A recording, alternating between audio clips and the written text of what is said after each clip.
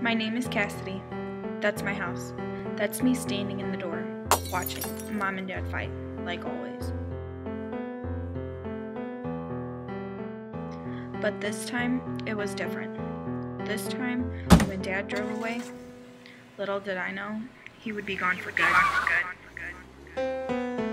Every day I would wait, and every night I would stand in the window hoping he'd come back.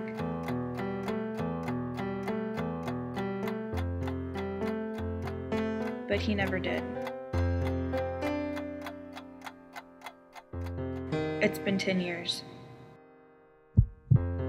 Mom said Dad had an addiction. I started taking pills to make me feel better, but they just made me feel worse. Mom was tired of seeing me like that, so she sent me to rehab. It changed everything. I realized happiness was a choice. I realized my life was bigger than my sadness.